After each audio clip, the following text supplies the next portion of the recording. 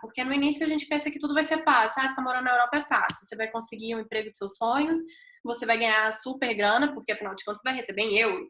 Mas também não esquece que você vai também gastar em euro, né? Então, tipo assim, as pessoas acham que vai ter essa facilidade simplesmente mudando de país, que sua vida vai mudar. E, na verdade, sua vida só tá começando, né? Ei, pessoal, tá joia? Continuando aqui as nossas entrevistas. Já passou tanta gente legal. Vocês estão assistindo as outras entrevistas? Porque hoje o assunto vai ser sobre morar no exterior. Porque eu sei que muita gente tem esse sonho, né? Acha que é tudo lindo, maravilhoso. Mas a gente está aqui para desmistificar um pouco sobre essa ideia.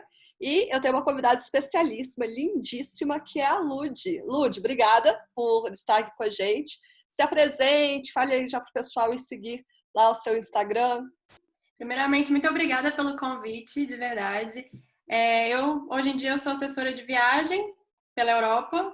Eu faço de tudo para os brasileiros virem para cá, conhecerem a Europa e ter contato com essas culturas tão diferentes. Mas principalmente porque a minha vida inteira, praticamente, eu vim para a Europa. E eu acho que isso é muito legal de você ter esse intercâmbio cultural. A Europa realmente tem muita história, muita coisa interessante para poder conhecer, né? E você Então, estava me contando que você já morou em alguns países da Europa, né? Quais foram? Quais foram as cidades? foi em Zug, na Suíça, só que eu estudava em Zurique, né? Então eu ficava nessas duas cidades. E aqui em Madrid, até agora, né? Ou seja, faz 5 anos que eu tô morando na Europa, mas eu venho pra Europa desde os meus 9 anos. Porque o seu pai, conta pra gente essa história que é muito legal. Seu pai mudou para a Europa e você frequentava férias de julho. Ah, eu vou para a Europa visitar meu pai. É muito chique essa pessoa. Então, meu pai, ele foi transferido para trabalhar na Noruega quando eu tinha 9 anos. Era realmente isso mesmo, era minhas férias de inverno, que todo mundo vai pra praia, né? Tipo, BH, todo mundo vai pra Guarapari, vai pra, sei lá, no máximo ali entre Cabo Frio, Búzios, né? Se fosse mais, né? E aí eu ia pra Noruega. Só que era um negócio um pouco diferente, né? Porque afinal de contas eu saía e, assim, a primeira viagem que eu fiz sozinha foi com 10 anos. Com 9 anos eu fui com minha madrasta, mas a minha primeira viagem sozinha foi com 10 anos. E aí era aquela coisa que eu não sabia nem como comunicar direito, eu sabia muito básico em inglês, aquela coisa de como que eu, né, posso ir no banheiro, gostaria de um suco e, não sei, um croissant, sabe? Uma coisa assim, coisa bem básica, mas eu era criança ainda, então eu não sabia como lidar com isso. Mas mesmo assim, tive esses perrengues desde quando você começa a viajar, né? E aí, mala extraviada, perder voo e tudo mais. Só que tudo isso, né, Sendo sozinha, criança, né? criança. Sendo uma idade pequena, né?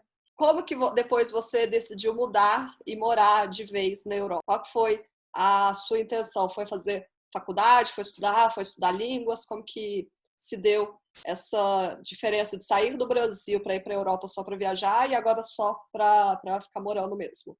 Então, eu queria muito, quando meu pai ele mudou porque meu pai primeiro foi para Noruega e depois ele foi para Espanha. Ele morou mais tempo na Espanha. Só que aí o problema é que na Espanha eu vi que a língua era mais fácil e aí eu queria mudar para Espanha. Então, quando eu tinha 12 anos, eu fiquei apaixonada e eu queria de todo jeito vir para Espanha. Só que eu tinha 12 anos. E aí o problema é que se eu mudasse do Brasil para cá, eu ia acabar perdendo um ano, porque aí tinha adaptação da língua. Aqui é diferente o sistema de educação do que do Brasil, então tudo ia ser muito complicado. E aí meu pai falou: olha, faz o seguinte, quando você formar, você pode vir. Aí eu formei, mas eu não queria ir. Então, com 18 anos, meu pai perguntou se eu queria vir para Espanha para fazer a faculdade aqui. Só que eu tinha acabado de começar meu namoro e no Brasil, estava ainda fazendo vestibular e tal, né? E eu não lembro se eu tinha passado no vestibular ou não, mas eu já estava nesse caminho, sabe? Ou seja, eu já tinha decidido que eu queria ficar no Brasil. Só que aí depois de um tempo, né, eu comecei fazendo engenharia, mudei, aí comecei a fazer administração, e aí eu comecei a pensar, gente, eu não sei, eu gosto disso mesmo, não gosto, eu queria fazer aquele ano sabático, sabe? Só que você é estudante, você é pobre, você não consegue fazer nada, e você fala, o que eu faço da vida? E meu pai, ele, na época, ele tava ainda morando fora, mas eu tava buscando, sei lá, algum lugar em que eu falasse inglês, né? Tipo, fazer um intercâmbio, fazer uma, sabe, essas faculdades de sanduíche, que você fica um tempo fora, depois você volta para continuar a sua graduação. Então eu tava vendo, sei lá, Austrália, Canadá, alguma coisa assim mais, né, viável. Só que mesmo assim, eu fui aquele tipo de pessoa que na escola eu era muito nerd, mas na faculdade eu era muito baladeira. Então eu fiquei com muito medo de não conseguir a nota mínima, aquela coisa assim, sabe? E aí foi me dando um desespero muito grande. E aí meu pai, ele começou a trabalhar na Suíça, em Zurique, e aí o que acontece é que meus pais são divorciados, então minha madrasta, ela não gostava muito da Suíça, de morar na Suíça. A adaptação dela, a primeira vez que ela foi para lá, o que ela fala é que realmente foi difícil de ter amizade e tudo mais, realmente é. Isso depois eu falo com vocês. Né? Mas só fazer uma pergunta. A sua Uhum. madrasta também é brasileira? Sim. Tá. Então aí, o que acontece é que minha família ficou, tipo, a minha madrasta e meus irmãos ficaram na Espanha, só que meu pai ia ficar sozinho na Suíça. E aí ele perguntou se eu queria ir, porque já que ele ia estar sozinho, talvez eu poderia fazer essa, tipo, né, uma parte da minha faculdade lá, ou eu poderia mudar para lá de vez, se eu me adaptasse. E aí foi aquela coisa, tipo, quero, era o que eu já estava buscando, não era nos destinos que eu estava buscando, mas quero. Então aí eu comecei a buscar todas as informações para poder mudar. Então foi uma coisa assim, meio que sorte da vida mesmo, mas foi meio que parece que a vida juntava, né? Ou seja, eu já tava querendo uma coisa e chegou, sabe? Aquilo. E aí Um depois você negócio. estava me contando que você mudou para a Espanha.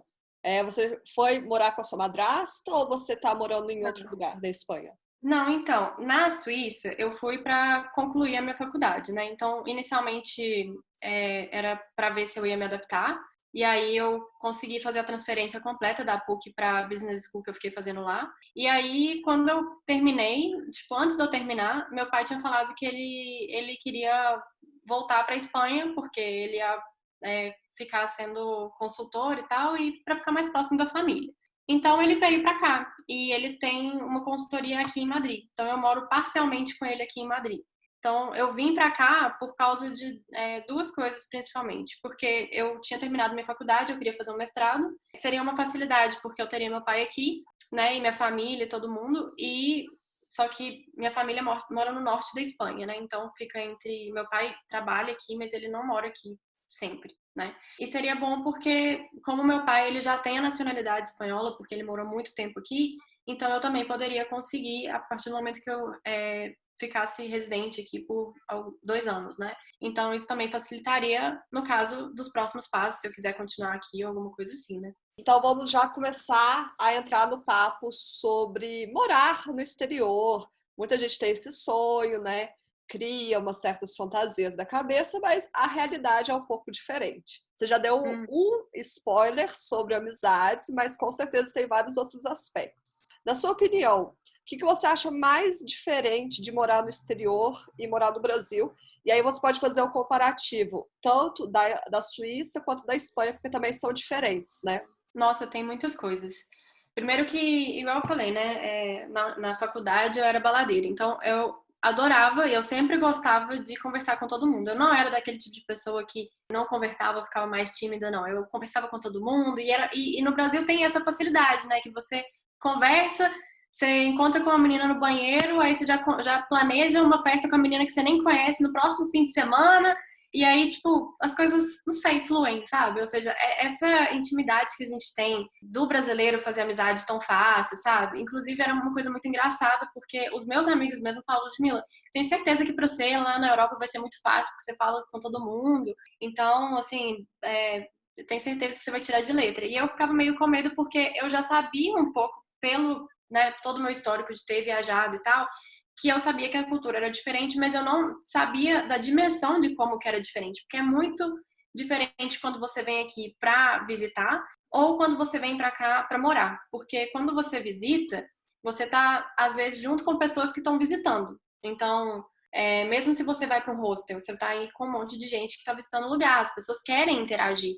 Mas quando você mora, as pessoas estão morando ali, elas já cresceram ali, desde criança tem as amizades de infância, tem as amizades da faculdade, e você que é o intruso. Então, você fica meio fora daquele grupo, entendeu? Até você conseguir fazer parte daquele grupo é difícil. Eu acho que, assim, é muito difícil do brasileiro, às vezes, entender, porque não tem muito... Tem muita gente não tem esse contato com estrangeiro no Brasil. Mas isso também acontece com eles quando vão no Brasil, porque o brasileiro não sabe inglês. Então, se fecha, né? Porque quem sabe português fica naquele grupinho. Se não sabe, aí o problema é seu, entendeu? Então, deixa a pessoa um pouco de lado. E é mais ou menos o que acontece com a gente aqui, entendeu? Por mais que a gente saiba a língua, inicialmente tem os problemas com a língua, porque é uma barreira, sim. Mesmo que você saiba inglês perfeitamente, por exemplo, no meu caso, eu não sabia, o meu inglês não era perfeito quando eu cheguei lá. Então, teve uma barreira do inglês, mas a Suíça, onde eu morava, falava alemão. Eu não sei até hoje nada de alemão. Então, essa coisa, assim, de você querer conversar e não poder, ou que as pessoas, por mais educadas que sejam na Suíça, né, de sabendo que eu não sabia falar alemão, todos da roda falavam inglês para que eu pudesse entender. Mas tinha coisas que era piada deles, né, interna. Então, às vezes, eles simplesmente mudavam pro alemão e você ficava meio, sabe? Então, essas barreiras, assim, sim, eu tive.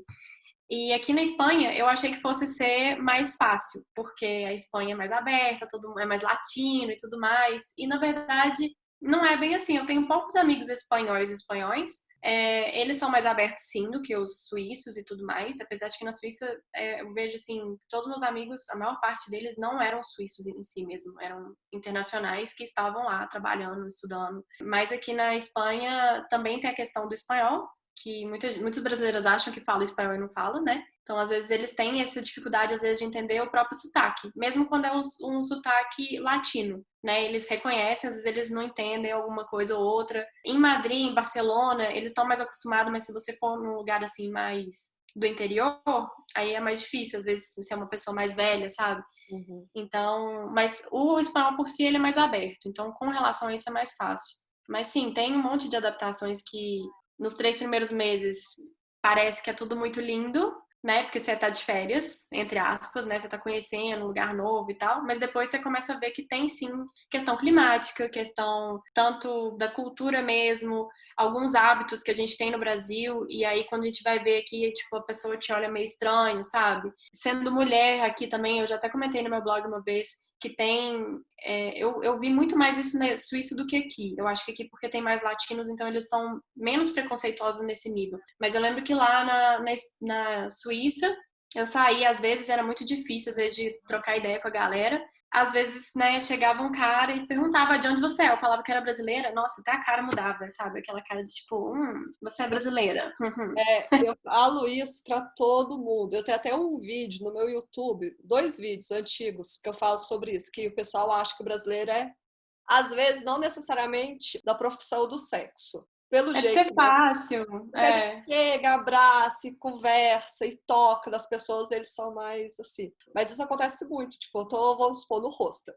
Eu sempre falo isso. Eu não sei por quê, quando eu falo inglês, o meu inglês tem um pouco de sotaque russo. E as pessoas cismaram que eu tenho cara de russa. Rússia é povo lá do leste europeu, Uhum. Cazaquistão, sei lá por quê. Então, quando eu começo a conversar com as pessoas, praticamente nunca falam que eu sou brasileira. Sempre falam algum lugar, tipo Rússia, Ucrânia, falam muito em Ucrânia também. Eu Aí acho quando que fala pelo seu assim, olho vai puxadinho e ser branquinha.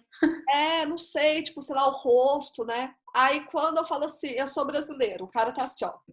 Aí eu tô conversando, yeah, I am Brazilian.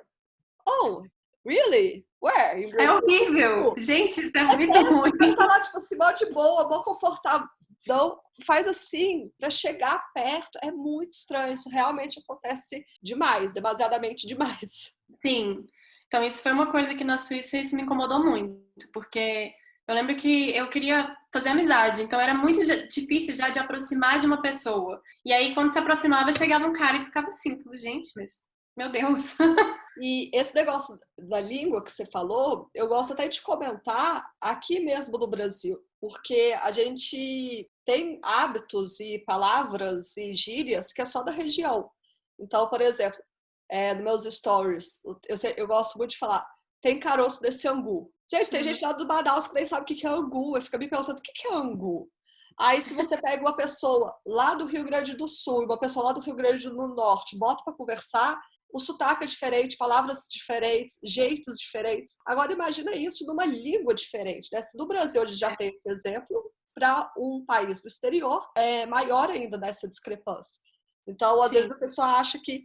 Eu tinha essa impressão quando eu mudei para o Canadá, que eu ia pisar no aeroporto, ia vir uma fada madrinha com uma varinha mágica e ia fazer assim, ó, agora você fala inglês. Não aconteceu, infelizmente. Não. Não, a gente passa uns perrengues, assim, realmente, até a gente conseguir se soltar e até conseguir se soltar pra ter amizade, sabe? Porque às vezes você fica meio com medo de errar e a pessoa te achar, tipo, alguma coisa, né? Então, isso realmente é um período de adaptação que todo mundo passa. Todos os meus amigos que estão aqui, né, morando até hoje, passaram por um período, às vezes, de falar, não quero mais ficar aqui, eu quero voltar para o Brasil. Porque chega um momento que não tudo é tão difícil, sabe? Porque no início a gente pensa que tudo vai ser fácil. Ah, você tá morando na Europa é fácil. Você vai conseguir um emprego dos seus sonhos, você vai ganhar super grana, porque afinal de contas você vai receber em euro. Mas também não esquece que você vai também gastar em euro, né? Então, tipo assim, você precisa de conseguir achar o seu lugar, que você acabou de chegar no lugar, coisa que tem gente que nasceu no lugar e tá fazendo a mesma coisa que eu sei, entendeu? As pessoas acham que vai ter essa facilidade simplesmente mudando de país, que sua vida vai mudar, e na verdade sua vida só tá começando, né? Quando você muda, realmente é tudo novo. Você tem que se reconstruir, na verdade, quando você muda para algum lugar. E é legal também falar que tem muita gente que fala bem sobre morar no exterior, que não tem dificuldades, mas você só está morando fisicamente no exterior. Você acaba tendo todo aquela vida brasileira no exterior. Então, convive com o brasileiro, trabalha com o brasileiro, só vai almoçar em restaurante brasileiro, sai com o brasileiro, casa com o brasileiro. Se você ficar no seu mundinho, realmente vai ser fácil. Agora, não é todo mundo que tem essa realidade. Quando você vai ter que conviver com o pessoal das outras nacionalidades, você vai vendo que tem mais essas barreiras. Mas agora, no sentido de costumes, de hábitos, o que você acha diferente do Brasil? Nossa, tudo. Eu lembro que eu lembro uma vez que eu acho que é a coisa que eu lembrei aqui na hora que eu acho que vale muito a pena eu falar, porque a gente tem aquela impressão de que churrasco, só brasileiro sabe fazer um bom churrasco, né? E aí eu lembro que na Suíça eu comecei a ter, né, eu tinha um namorado lá, e aí comecei a sair com o pessoal, amigos dele e tudo mais, vamos fazer um churrasco? Vamos fazer um churrasco, beleza. Aí eu lembro que eu peguei as carnes que estavam no negócio e já ia cortar. Meu Deus do céu! Aí tinha um dos amigos dele, que é alemão, que já tinha ido no Brasil, e ele falou, pelo amor de Deus, não encosta na minha carne, eu já sei o que você vai fazer. Eu falei, gente, desculpa, o que tá acontecendo? Aí ele disse assim, não, eu sei que você vai picar tudo fininho assim, olha, minha salsicha toda fininha assim, e vai dar pra todo mundo. Aqui não, aqui a minha carne, eu vou comer ela do jeito que eu quiser. Então você trouxe sua carne, você vai comer a sua carne. Eu tô assim, tá bom. Não tem a história de divisão, né? Tipo, o que é meu, o que é seu, né? Na Suíça era muito... Aqui já tem um pouquinho, o hábito é um pouco diferente, mas na Suíça tinha muito disso, sabe? E eu vejo que o alemão ainda é muito rigoroso com essa questão de que é meu, o que é seu, sabe? Até assim, se você sair, por exemplo, vai, sei lá, numa lanchonete, não vai num bar. Isso acontece mais em bar, por exemplo. Ah, não, eu vou pagar uma cerveja pra você. A próxima você paga, e a próxima vocês vão embora. Beleza. Você fala, ao invés de você falar, não, da próxima vez que a gente sair, eu te pago uma cerveja, o alemão vai falar com você, ou o suíço, né, também. Não, quanto que foi que eu tô te devendo? E ele vai te pagar realmente aquela cerveja que você bebeu naquele dia, entendeu? Não tem essa de tipo assim, na próxima vez eu te pago alguma coisa. Não, porque você vai esquecer a próxima vez, então não. O negócio aqui, olha, certinho, entendeu? É um negócio muito estranho, porque você não, né? Ou se chamar pra beber uma cerveja e beber realmente uma cerveja. Gente, eu nunca vi isso. Eu falei, gente, peraí, não. Não, sem contar que tem uma coisa que é ainda melhor, que eu acho que é sentar num bar, quando aquela garrafa de 600, aqui no Brasil você, desce aí uma Brahma, uma Skol, uma Stella, aí você pega aquela garrafa de 600, pega o copinho, divide com todo mundo e vai tomando. No exterior, não. É uma garrafa de 600 por pessoa. Pessoa. Essa é a minha garrafa. Eu vou tomar a minha garrafa, você toma a sua garrafa. Aí fica todo mundo lá com aquela garrafa desse tamanho tomando, vai ficando quente. Brasileiro detesta cerveja quente. E eles não, eles estão de boaça lá tomando cerveja quente. E eu entro quase em desespero. Aquela cerveja, assim, tá na metade, tá quente. Eu não quero mais tomar, quero tomar uma nova. Se eu pegar uma nova, o pessoal vai achar que eu sou cachaceira e achar que eu tô desperdiçando, porque afinal de contas ainda tem cerveja. Então é muito engraçada essa situação.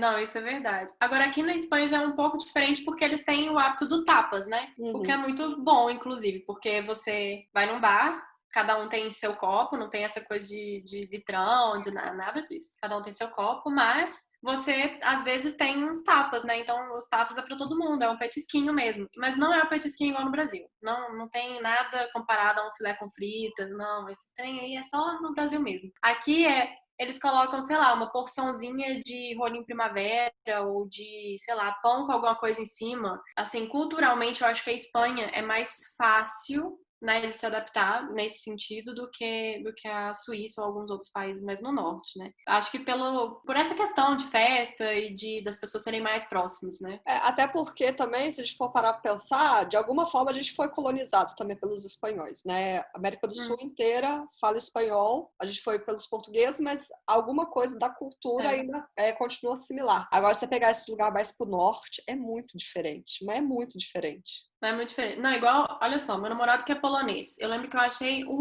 que lá eles têm o hábito do pierogi, né? Beleza, Ah. tem a cultura, né? Tem tradicional pierogi. Só que É, o pierogi explica pro pessoal o que é pierogi. Pierogi é tipo um dumpling que é, assim, Agora você tem que explicar o que é dumpling.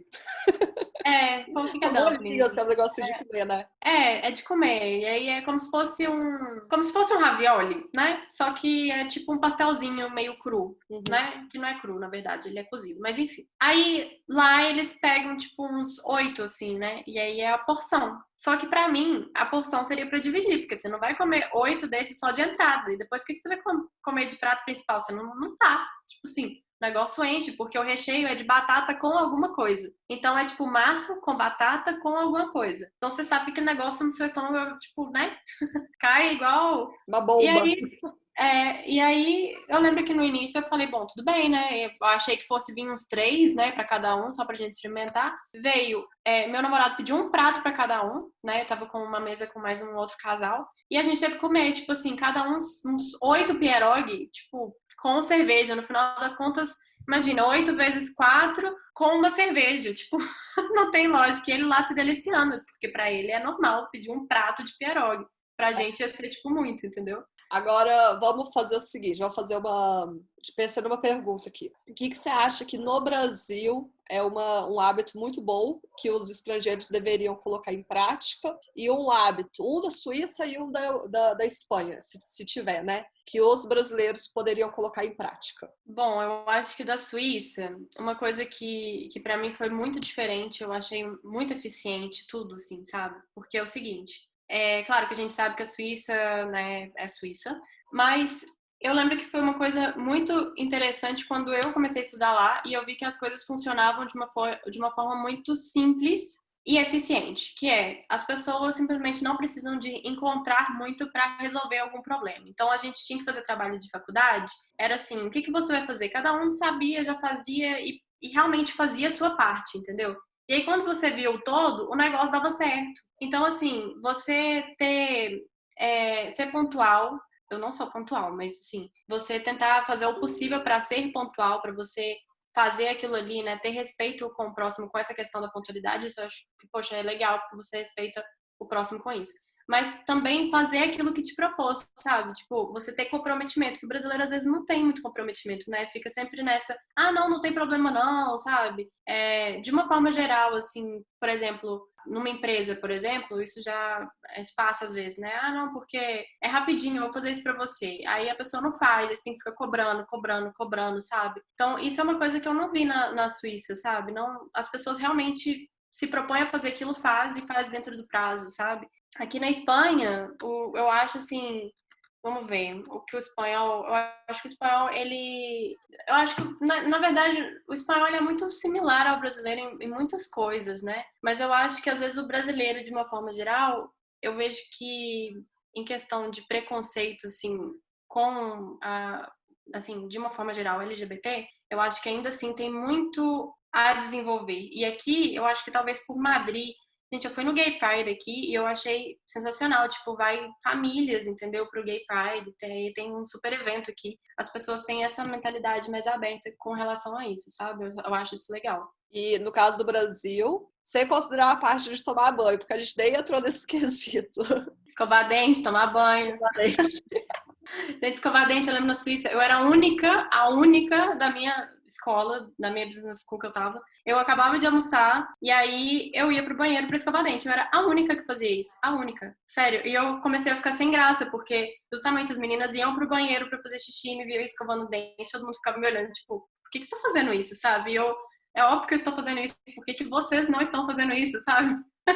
Uma coisa que relacionada da escova-dente, que aqui no Brasil ele dá muita atenção, é exatamente essa parte de dentista, né? Você pode ver que, de um modo geral, o brasileiro cuida, coloca aparelho, agora que tem faceta dentária, coloca faceta. O que me espantou muito quando eu fui pro exterior, quando eu morei no Canadá, é a galera com os dentes muito podres. E, tipo assim, tem gente nova com dente podre, não é? Ah, o senhor de 70 anos que não cuidou e o dente caiu. Não. No Canadá, eu lembro que no lugar que eu trabalhava, tinha um menino que trabalhava no posto de gasolina. Então, ele sempre ia lá colocar gasolina. Ele não tinha os dois dentes da frente. E ele devia ter coisa de 26 anos, estourando. Sem os dois dentes. Não, é impressionante, realmente. Mas aqui eu acho que eles não. Ou seja, no Brasil, quando você é criança, você tá, sei lá, no maternal, já tem gente te ensinando como que é, tem fila para você escovar dente na escola, se tiver, sabe? Ou seja, tem esse incentivo. E aqui eu vejo que não tem. Inclusive, eu falo pelos meus irmãos, sabe? Meus irmãos, eles não tinham o hábito, assim. Às vezes chegava. Eu acho que porque vi os coleguinhas não fazendo, chegava, às vezes aí sempre meu madrasto tinha que estar falando, eu tinha que estar falando, sabe? Pra poder fazer isso, porque senão aqui eu vejo que não tem. De uma forma geral, além de não ter incentivo, eu lembro de uma amiga minha italiana na Suíça que ela falou comigo, nossa, seus dentes são muito brancos, né? Você já fez clareamento? Eu falei assim, não. Aí ela falou, ah, pois é, porque então seus dentes são mais fracos, né? Eu tô assim, não. Aí eu tô assim, qual que é a relação? Ela não, é porque a gente sabe, né? Os dentes amarelos são os mais fortes. Eu falei assim, bom, eu acho que os dentes amarelos são porque você provavelmente fuma, toma muito café, né? E não cuida, porque se cuidasse, tomasse, né? Escovasse dente com mais frequência, coisa do tipo, então não estaria tão amarelo, né? É uma mentalidade, assim, que eles crescem com isso, sabe? Eles não acham nem feio. Pra eles é normal ter o dente amarelo. É estranho quando você tem um dente branco. Aí acha que é artificial, entendeu? Tem uma coisa que eu acho muito legal do exterior e que agora, no Brasil, por causa da pandemia, a gente tá meio que criando o hábito, é a história de tirar o sapato para entrar dentro de casa. Isso eu acho fantástico. Eu acho, isso é uma coisa que, quando eu tava na Suíça, eu tentei falar isso com meu pai.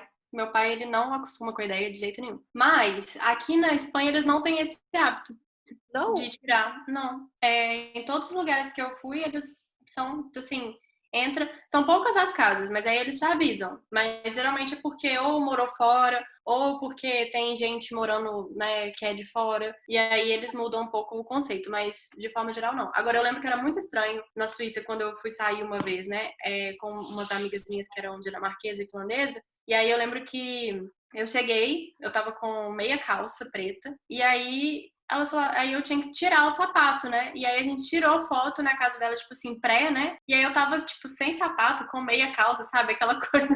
Era muito esquisito, sabe? Aí sai a meia calça na foto, tipo. não. Quando eu morei no Canadá, as minhas meias sempre foram aquelas meias mais chegueis, porque eu perco meia. Então eu não gosto de meia branquinha inteira, porque eu vou perder. Então tinha desenho, tinha florzinha. Aí eu tinha uma de zebra, tinha uma verde. E essas eram minhas meias de uso normal. Aí imagina eu ir para casa dos outros com essas meias, tinha que tirar a meia. Eu ficava com uma vergonha. Igual eu. Gente, sabe o que você tá me lembrando? Porque assim, eu também gosto de meia com alguma coisinha, sabe? Porque ninguém vai ver, só eu mesma, então eu coloco, porque você vai usar meia, tipo, com tênis, com bota, ninguém vai ver. E aí na Suíça eu vi que eu tinha que ter meias, assim, mais adultas. Só que aí tinha aquele negócio, né? Eu achei que meia adulta seria uma meia branca, igual você falou. Só que eu lembro que uma vez eu tava conversando com um suíço que eu conheci lá, e aí ele tava falando assim, pois é igual, sei lá, ele deu uma a entender que meia branca era tipo meia pra fazer esporte. E que se você fosse sair, você tinha que usar uma meia apropriada pra sair, ou seja, uma meia preta, uma meia, sei lá, de cor assim mais neutra, sabe? E eu falei, gente, tem até meia pra isso, tipo. Agora que você falou isso que eu tô parando pra pensar, você parar pra analisar, tipo, festa que você já foi, porque estrangeiro tem muito de usar tênis com aquela meia bem no meio da canela, né? Coloca a meia lá em É. cima. De um modo geral, realmente, as meias são bem chamativas.